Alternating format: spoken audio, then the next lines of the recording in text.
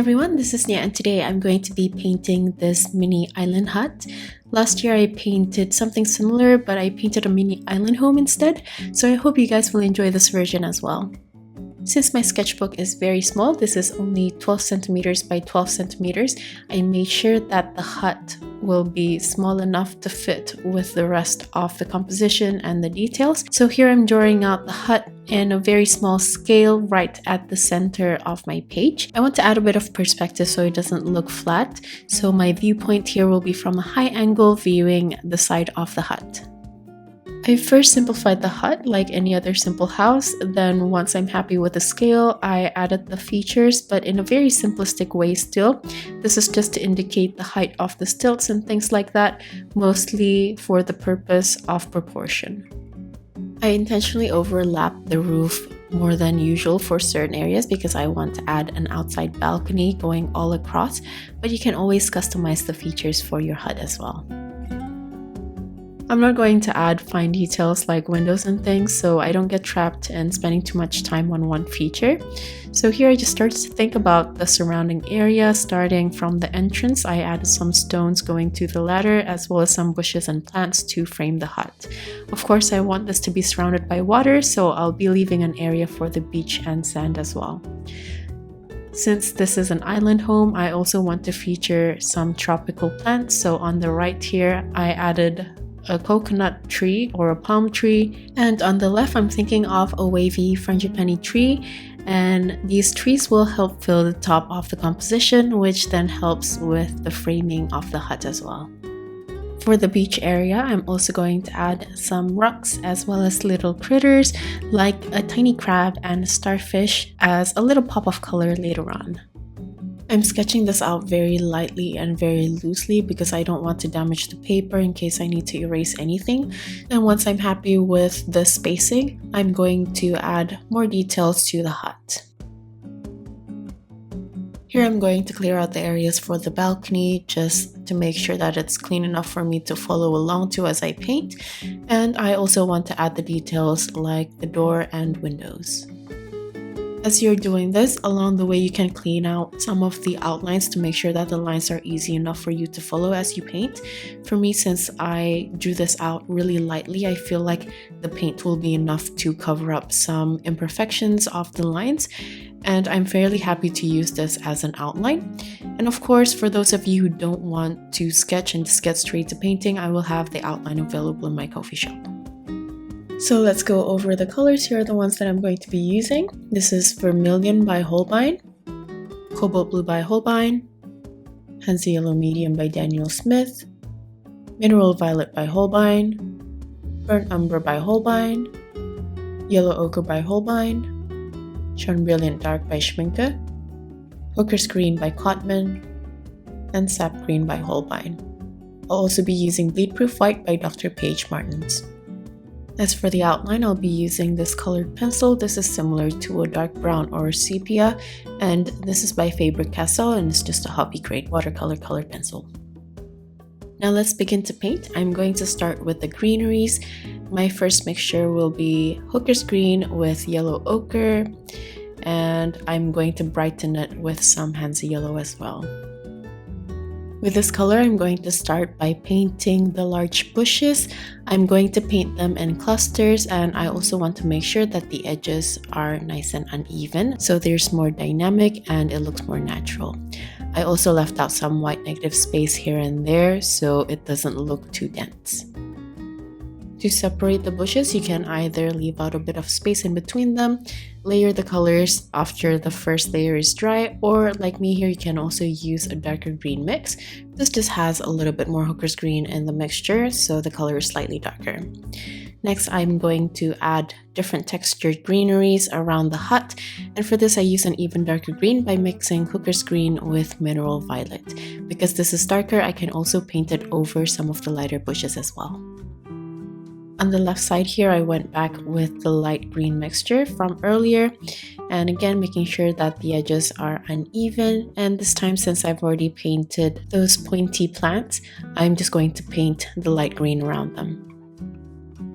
You can play around with the ratio to create different tones, so this one has a bit more hooker's green in the mix, and I'm going to add more bushy textures behind the ones that we've already painted.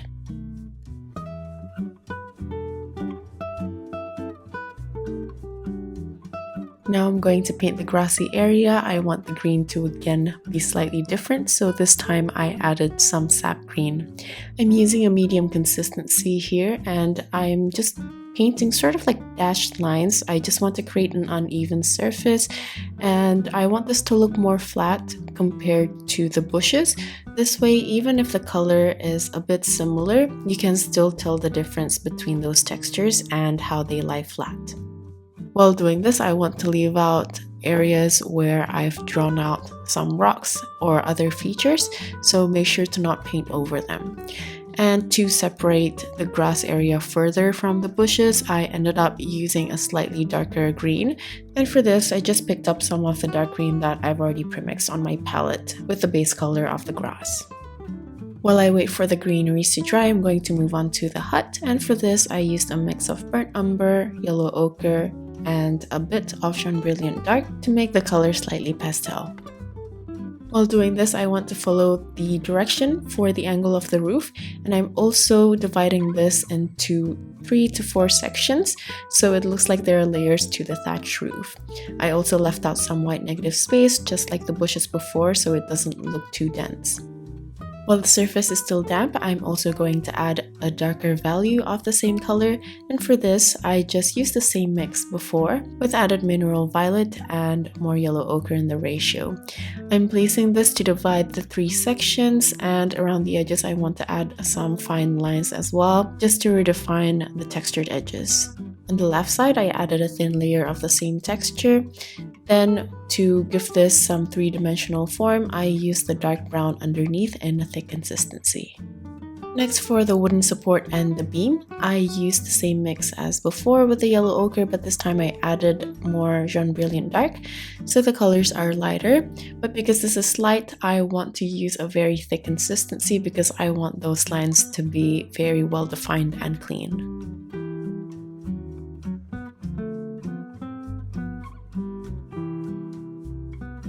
In order to separate the previous wooden structure that I painted, I want to make the exterior dark. This is to contrast the value, and for this I just added burnt umber and mineral violet to the previous mix.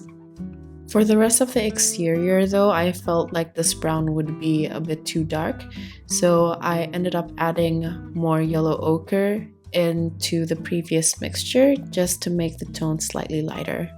While doing this, I'm avoiding painting the windows as well as the door.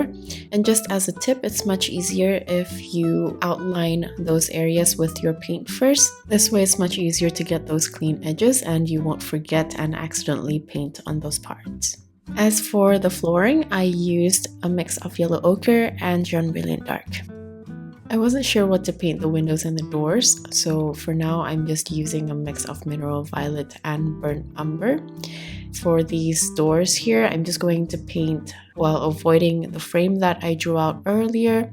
As for the windows, I didn't draw this out, but I will have it in the outline. But I made this shape so it looks like there are white curtains on the sides. As for the frames of the window, I use a thick consistency mix of yellow ochre and burnt umber. And because the base color of the exterior is now dry, you can see that the color has faded, so these frames can look a bit more defined. And I'm also going to use the same color for the ladder as well. Behind the support beams, I'm going to use a very thick consistency of burnt umber and mineral violet for a dark brown. Underneath the hut, it should be very dark since there's no sunlight in that area. So I just used green mixed with the browns that I've already premixed on my palette, but I'm just using a light consistency this time so I can go over them a bit later on once I figure out what the value should be to balance out with the rest of the composition. For the tree trunk on the left, I just used a mix of yellow ochre with a bit of burnt umber, and I just used yellow ochre by itself for the palm tree. Now going back to the tree on the left, for the leaves I'm going to use some sap green that I mixed with some of the muted greens as well as browns that I had on my palette, and I also mixed this with a bit of Jaune Brilliant Dark. I'm just going to tap my brush to create long lines with medium pressure. This will create some sort of leaf texture growing in different directions out of the branch. I mostly use the light green for the edges of the tree, and while the surface is still damp, I followed this up with a dark green from Hooker's Green and Burnt Umber. I'm creating the same type of texture, but this time I'm placing them underneath the light greens. I'm also going to paint in between the branches depending on how I want those leaves or clusters of leaves to be placed. After this, I'm going to go back to the bushes and plants surrounding the hut, coming in with a darker value to make the plants stand out and separate the bushes further. I'm still using the same dark brown as the tree, but as you can see, I'm just using a different consistency to play around with the value. Moving on to the coconut tree on the right, I first used the light green mixtures from earlier to paint on some circles or dots as the coconuts. Then I used the dark green to paint the leaves. Earlier when I sketched the tree out, I indicated the leaves by drawing out lines growing out of the tree, and I'm now using those lines as guide to paint the smaller leaves growing from either side.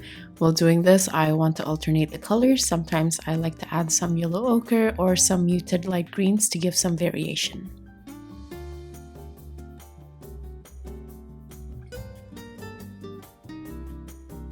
The load on my brush is very light as I'm applying the paint. This is why it dries really quickly and I can layer on a thicker consistency on top. By layering on more leaves on top using a thicker consistency, this will increase the density or the lushness of the tree without it looking too heavy because of the difference in value.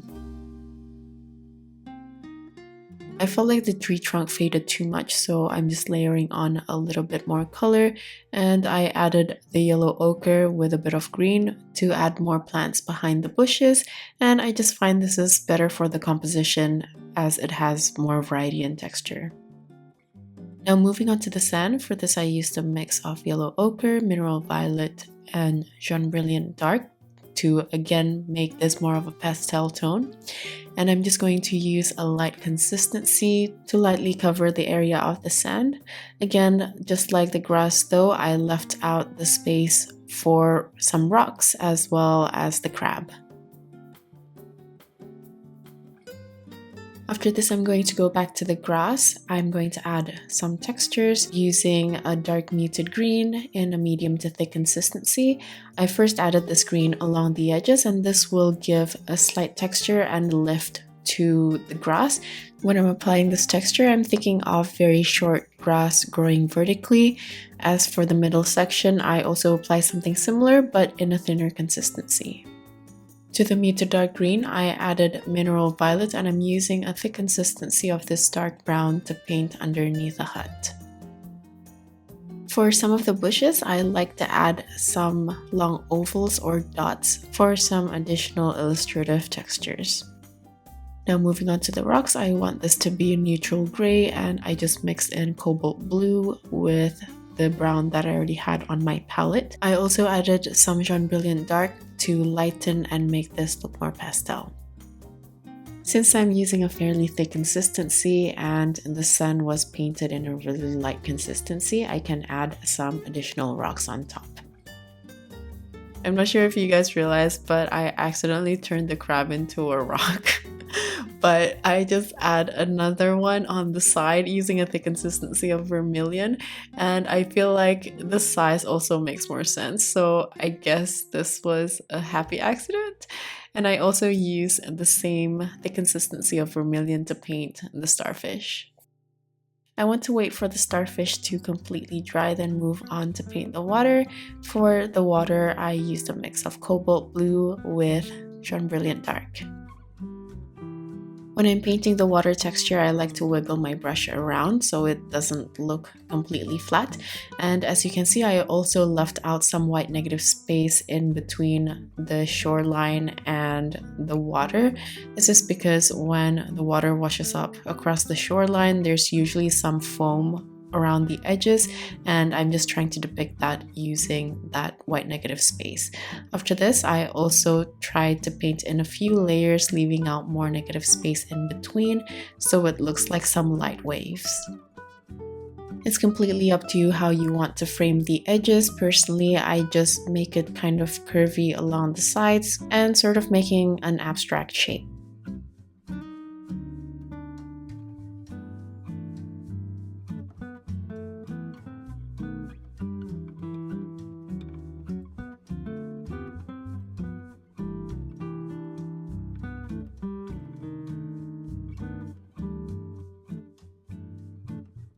I'm going to go back to the sand again, using more or less the same tone and a thicker consistency. Just like the grass, I'm going to add a slight lift by adding shadows along the edges. I'm also going to add some shadows for the stones or the rocks, as well as textures.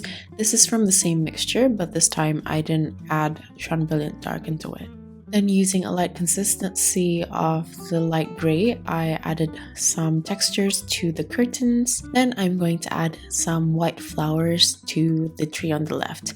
For this, I'm using a thick consistency of bleed-proof white, and because the space is very small, I'm using my size 0 brush. I'm going to redefine the coconuts as well by using the same base color with bleed-proof white so it becomes more opaque and vibrant.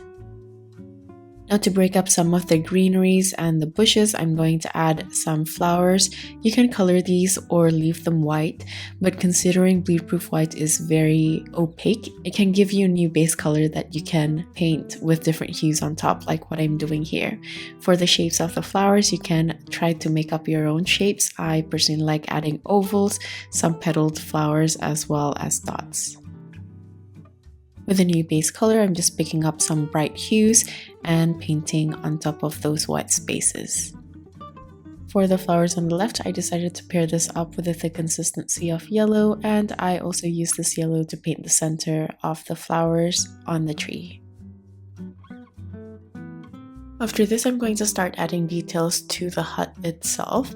I'm going to add some textures for the surface of the exterior, and I'm just painting on thin lines using my small brush here to make sure that those lines won't bleed into each other, and of course I'm using a dry brush load. Then using a similar mix with added yellow ochre, I'm also going to add lines following the angle of the roof to create the thatched effect. The wooden support here is a bit messy, so I'm just going to reline it using a thin consistency of bleed-proof white just to clean out the edges. Then I'm going to use my colored pencil to add the outline as well as extra textures. I'm using the darkest brown that I have here. You can also use pen, but I personally like using colored pencil since I've been doing this a few times and I really like the texture it creates. I also personally prefer a dark brown because the outline becomes a little bit softer than if I were to use black, but it's completely up to you. This is of course based on taste.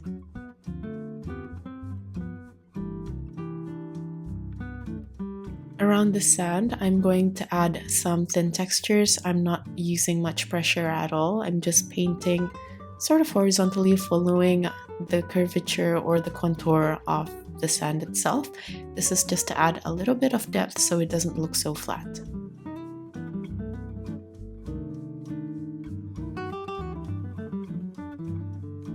Notice when I'm outlining, I'm not just thinking about straight lines, but more about the texture and elements themselves. So the movement of my lines follow what the textures are supposed to be. I like to think of it like drawing, as if the colors weren't underneath and the painting wasn't there. And I'm still trying to depict some sort of textured surface by just using pencil. I'm actually thinking that the outline is part of the painting, but I'm just changing my medium to get cleaner edges to redefine some elements.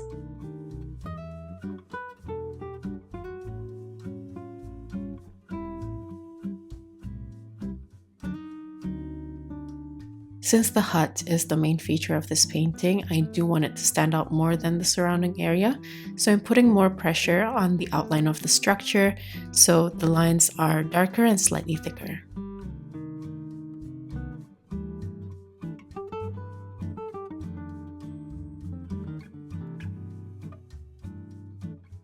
Once I feel like I won't need to paint anything else for the exterior wall of the hut, I'm going to add the railings, and for this I'm going back and forth to thicken the line further and to darken it.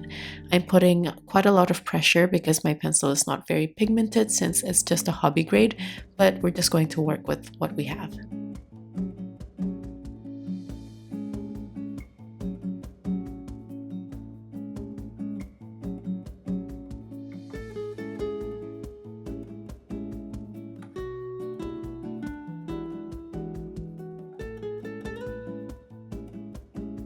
The ladder here looks quite messy, so I'm just going to clean it out using bleed proof white.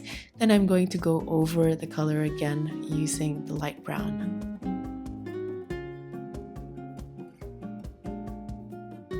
I'm also going to add some detailed textures as well as outlines using my bleed proof white, especially for the area of the water so it looks more flowy. Also going to add some around the rocks, and if any of the white outlines look too harsh, you can always color it using the hue of the base color. I'm also going to add some loose flowers floating on the water, and this is from the tree on the left, so I want to color the center using a thick consistency of Hansa yellow. I'm also going to add some stems to the large flower using my pencil, and lastly, I felt like the double door looks kind of empty, so I decided to draw out some curtains using bleed proof white in a dry brush load and a thin to medium consistency so the white isn't too glaring. And that's basically it for this painting. This is probably one of my favorites so far. If you guys found this tutorial useful, feel free to subscribe for more content like this and get notified by clicking the bell icon. I post new tutorials every Friday, and like usual, the list of tools as well as my social media links will be in my description box. Thank you so much for watching till the end, and I'll see you guys at the next one. Bye!